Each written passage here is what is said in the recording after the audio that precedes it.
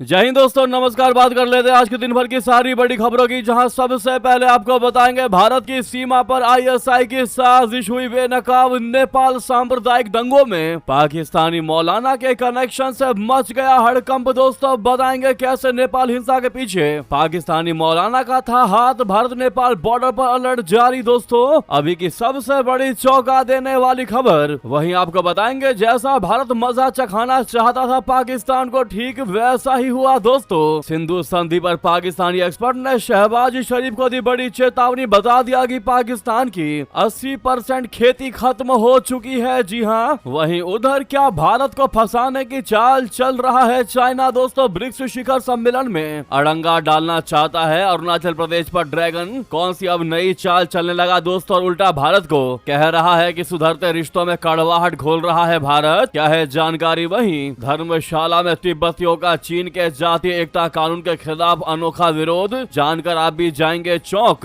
वहीं क्यों कहा राहुल गांधी ने कि तो मैं आरएसएस को भी सपोर्ट करूंगा, उनकी रक्षा भी करूंगा। बताएंगे ऐसा क्यों कहा इन्होंने। एक से एक बेहतरीन से बेहतरीन अपडेट आपको बताएंगे। बस आप वीडियो के अंत तक बने रहिएगा। और खबरों में आगे बढ़ने से पहले देश भारत के संप्रभुता अखंडता का पुरजोर समर्थन करते और मानते हैं कि भारत के दुश्मनों का और आतंकवादियों का खात्मा बहुत जरूरी है। तो इस वीडियो को लाइक करके, चैनल को सब्सक्राइब करके, बेल आइकन दबा के कमेंट में जय हिंद कह दीजिएगा। बात करते हैं पहली सबसे बड़ी खबर की, जहां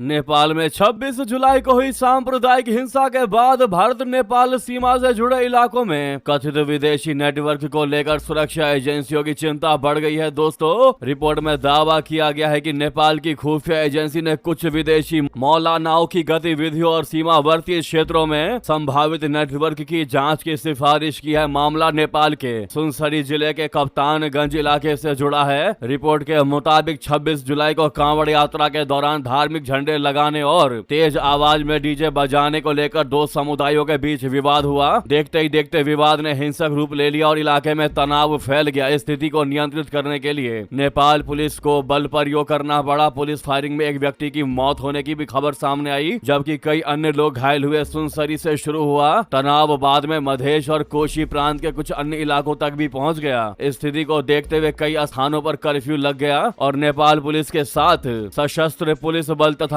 नेपाली सेना की तैनाती की गई। रिपोर्ट के मुताबिक नेपाल के राष्ट्रीय अनुसंधान विभाग ने गृह मंत्रालय को एक रिपोर्ट दी है, जिसमें विदेशी धार्मिक नेताओं की गतिविधियों और सीमावर्ती इलाकों में उनके संभावित नेटवर्क की जांच की सिफारिश की गई है। दावों के मुताबिक खुफिया रिपोर्ट में पाकिस्तान मूल के मौलाना मोहम्मद इलियास घुमान और काठमांडू की एक मस्जिद के इमाम मुफ्ती अबू बकर काजमी की सुनसरी में मौजूदगी का भी जिक्र है। दोस्तों रिपोर्ट में आरोप लगाया गया कि कुछ विदेशी धार्मिक लोगों ने नेपाल के भारत से सटे संवेदनशील जिलों का दौरा किया था। इन दावों के बीच नेपाल में विदेशी फंडिंग और सीमावर्ती इलाकों में मस्जिद मदरसों की गतिविधियों को लेकर भी सवाल उठाए जा रहे हैं। वहीं भारत में पहले सामने आए कुछ मामलों में नेपाली नागरिकों पर आईएसआई के लिए काम करने के आरोप लग चुके हैं।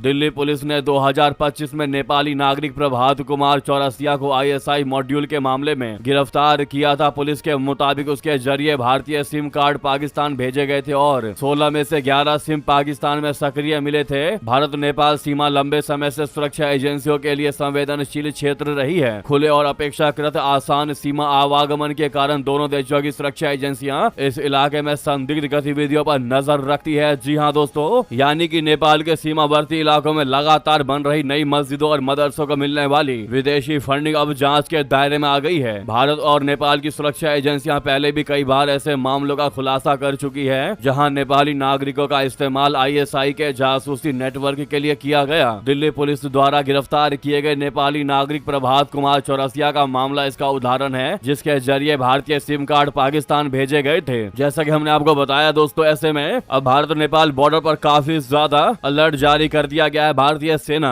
चौकन्नी दिखाई दे रही है दोस्तों, यहाँ तक कि लोकल पुलिस भी अलर्ट हो चुकी है। इस मुद्दे पर क्या है आपकी निजी राय दोस्तों? भारतीय सीमा पर आईएसआई की इस नई साजिश पर आप क्या कहना चाहेंगे? अवश्य कमेंट करके बताइएगा। रिक्वेस्ट है, मानते हैं कि भारतीय सेना ऐसा भारत में तो नहीं ही होने देगी। तो सामने लाइक का बटन अभी तक लाइक नहीं किया तो इस लाइक के बटन को सबसे पहले दबा दीजिएगा। नेक्स्ट खबर की बात करते हैं, जहां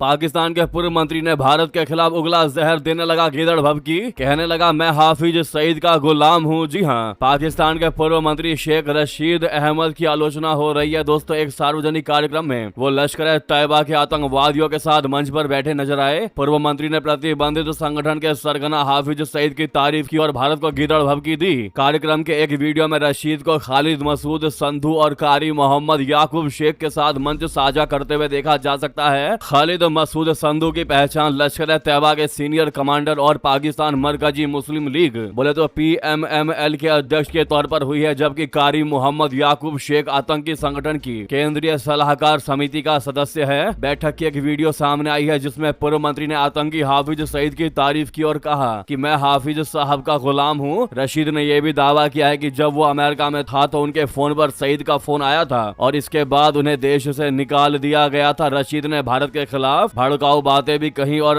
कहा कि अगर भारत ने पाकिस्तान की तरफ नजर भी उठाई तो अल्लाह उसे बर्बाद कर देगा। उन्होंने दावा किया कि भारत में ऐसा कुछ नहीं होगा जो पाकिस्तान के खिलाफ हो। पूर्व मंत्री ने कहा कि भारत में ना तो कोई पक्षी चहचहाएगा और ना ही मंदिर में घंटियां बजेंगी। रशीद ने यह भी कहा कि हम पाकिस्तान के साथ हैं, यानी कि दोस्तों ये भारत के खिलाफ जहर उगलता दिखाई दे रहा है। जो इमरान खान की सरकार में मंत्री रह चुका है दोस्तों, अपने आप को हाफिज सईद का गुलाम बता रहा है। इसको क्या जवाब देना चाहेंगे आप? ये भारत को नुकसान पहुंचाने की बात कर रहा है, लेकिन आपको बता दें बड़ी जानकारी, जहां भारत ने कैसे मुंहतोड़ जवाब दिया है पाकिस्तान को, उसकी हेकड़ी निकल गई। पाकिस्तान की 80% खेती हुई खत्म। जी हाँ, सिंधु संधि पर पाकिस्तानी एक्सपर्ट ने यह कहते हुए शहबाज शरीफ को बड़ी चेतावनी दी है दोस्तों।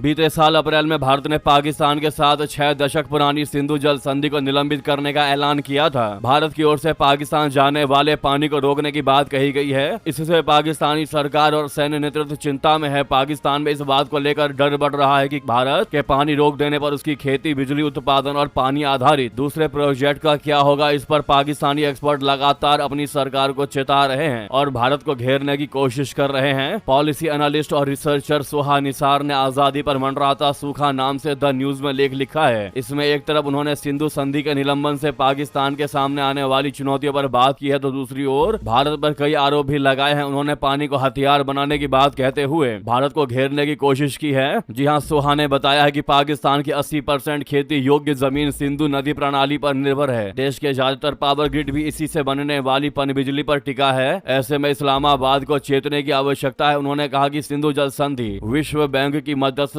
में हुई एक मुश्किल बातचीत का नतीजा थी। ये संधि बंटवारे के बाद नदियों को लेकर 1 दशक तक चले विवाद के बाद हुई थी, लेकिन भारत इससे हट गया है। तो देखा आपने दोस्तों कैसे मजा चखा अपने भारत ने, जो चाहा वही हुआ। अब ऐसा लग रहा है कि आने वाले कुछ ही समय में पाकिस्तान भारत के सामने वाकई में घुटने टेक देगा कि भैया फिर से बहाल करो पानी को। वहीं आपको बता दें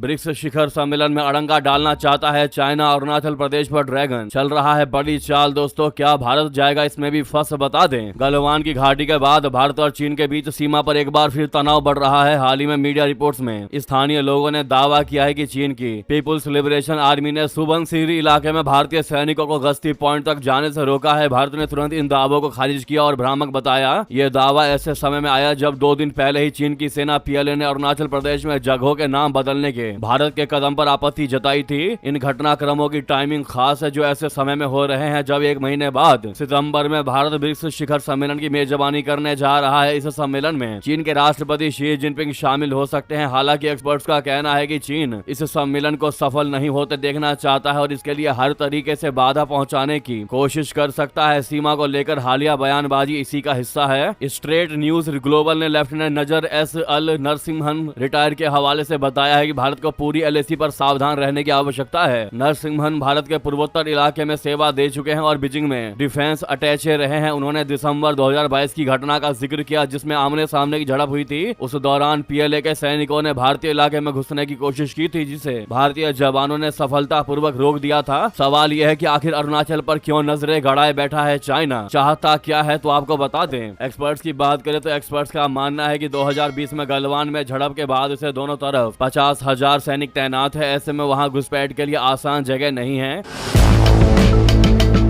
इसी तरह हिमाचल और उत्तराखंड के मध्य सेक्टर में दोनों पक्ष एलएसी को लेकर एक दूसरे के नजरिए को समझते हैं। ऐसे में अरुणाचल प्रदेश ही चीन के लिए बचता है। चीन इस पूरे इलाके पर अपना दावा करता है और इसे दक्षिणी तिब्बत का हिस्सा बताता है। भारत ने हमेशा इस दावे को खारिज किया है। भारतीय विदेश मंत्रालय ने अरुणाचल प्रदेश को भारत का अभिन्न हिस्सा कहा है। वहीं ब्रिक्स में भी अड़ंगा डालने की चाल चल रहा है चाइना। चीन ने हाल ही में भारत की उस कार्रवाई पर आपत्ति जताई थी जिसमें अरुणाचल प्रदेश में 27 जगहों के नाम बदलकर आधिकारिक नक्शे में शामिल किया था। चीन ने कहा कि भारत ने संबंधों में सुधार के संकेतों के बीच भारत ने एक तरफा कदम उठाने शुरू कर दिए हैं। ऐसे में सीमा पर हालात और खराब हो सकते हैं। इससे भारत को कोई लाभ नहीं होगा। ऐसे में अगर एक अहम कूटनीतिक शिखर सम्मेलन के दौरान चीन घुसपैठ करता है और तनावपूर्ण हालात पैदा करता है तो भारत के सामने मुश्किल स्थिति खड़ी हो सकती है। अरुणाचल प्रदेश को लेकर अपना गुस्सा दिखाते हुए चीन कह रहा है कि सुधरते रिश्तों में ऐसा करके कड़वाहट डाल रहा है भारत। अब आप ही बताइए दोस्तों, चीन बताता है कि अरुणाचल क्षेत्र में जो मामला है वो शांत है, हर तरीके से शांति है। भारत ऐसा करके अशांति पैदा करना चाहता है। ऐसे में चीन को कौन ही समझाए कि मामला शांत भारत की वजह से ही है। तुम ही शांति नहीं देखना चाहते, तुम ही अंदर खाने जमीन को घेरने का प्रयास करते हो, उल्टी सीधी चालें चलते हो और फिर बयान देते हो कि सब कुछ शांत था। भारत अशांति पैदा कर रहा है। कहावत भी है कि चोर ही जोर से बोलता है, वही हो रहा है। दोस्तों, इस मुद्दे पर आपकी जो भी निजी राय हो कमेंट करके बताइएगा, वहीं बता दें। धर्मशाला में तिब्बतियों का चीन के जातीय एकता कानून के खिलाफ अनोखा विरोध। दोस्तों, चीन के एथनिक यूनिटी लॉ जातीय एकता कानून के विरोध में लोबोगा रोगजेन ने 2 जुलाई को आत्मदाह कर लिया था। यह घटना चीन द्वारा इस कानून को लागू करने के ठीक एक दिन बाद हुई थी। शहीद लोबगा ने संयुक्त राष्ट्र मुख्यालय के सामने खुद को आग लगा ली थी और तब से दुनिया भर में तिब्बती लोग विरोध प्रदर्शन और अभियान चला रहे हैं। तिब्बती यूथ कांग्रेस बोले तो TYC दुनिया भर में एक चेन प्रोटेस्ट क्रमिक विरोध प्रदर्शन कर रही है और धर्मशाला में एक चैन भूख हड़ताल बोले तो क्रमिक भूख हड़ताल आयोजित कर रही है, जो गुरुवार को 26वें दिन में प्रवेश कर गई। TYC चीन के एथनिक यूनिटी लॉ की निंदा करने के लिए कई तरह के अभियान चला रही है। इसी क्रम में तिब्बत टैटू प्रोटेस्ट पहल का उद्देश्य यादों को एकजुटता के एक अस्थायी प्रतीक में बदलना है ताकि यह सुनिश्चित किया जा सके कि स्वतंत्र तिब्बत के मकसद के लिए लोबगा रगजेन का संदेश जीवित रहे। वहीं आपको बता दें, भारत चीन से चल रही है व्लादिमीर पुतिन की बात। पुतिन ने NSR को लेकर मांगा दोनों देशों का साथ। क्यों इतना अहम है ये रूट? दरअसल भारत और चीन के बीच रिश्तों को सामान्य करने के लिए सबसे पहले जिस वैश्विक नेता ने पहल की थी वो रूसी राष्ट्रपति व्लादिमीर पुतिन ही हैं। जी हां, उन्होंने गलवान के बाद ठंडे पड़े भारत चीन के संबंध को फिर से ठीक करने के लिए दोनों नेताओं को साथ बिठाया और अब वे एक बार फिर से एक प्रोजेक्ट में दोनों को साथ लाना चाहते हैं। रशिया के राष्ट्रपति व्लादिमीर पुतिन ने कहा है कि भारत उन देशों में शामिल है जो नॉर्दर्न सी रूट NSR के जरिए रशिया के साथ सहयोगी में बढ़ती दिलचस्पी दिखा रहे हैं। आपको बता दें कि रशिया इस रूट पर चीन के साथ मिलकर काम कर रहा है, जो आर्कटिक महासागर से गुजरने वाला समुद्री रास्ता होगा। रशिया की भविष्य की आर्थिक और रणनीतिक योजनाओं में बेहद महत्वपूर्ण माना जा रहा है। रशिया इस रूट को अंतर्राष्ट्रीय व्यापार के एक बड़े मार्ग के रूप में विकसित करना चाहता है जिसमें सिक्योरिटी का रिस्क कम होगा। पुतिन ने चीन और भारत को उन देशों में शामिल बताया है जो NSR को लेकर रशिया के साथ बातचीत कर रहे हैं। भारत रशिया से ऊर्जा का एक बड़ा खरीदार है और दोनों देशों के बीच लंबे समय से व्यापारिक संबंध है। रूस के लिए भारत की भागीदारी का एक रणनीतिक पहलू भी है। क्या है इस मुद्दे पर आपकी निजी राय? दोस्तों, अवश्य कमेंट करके बताइएगा। रिक्वेस्ट है, जहां पर भी आपका ग्रुप हो व्हाट्सएप, फेसबुक, एक्स पर, इस वीडियो को शेयर करना बिल्कुल मत भूलिएगा। लगे हाथों वीडियो को लाइक करके चैनल को सब्सक्राइब करके बेल आइकन दबा के कमेंट में जय हिंद कह दीजिएगा। तो मिलते हैं आपसे अगली बड़ी खबर में। यहां तक बने रहने के लिए आप सभी का बहुत बहुत धन्यवाद, बहुत बहुत आभार। जय हिंद, जय भारत।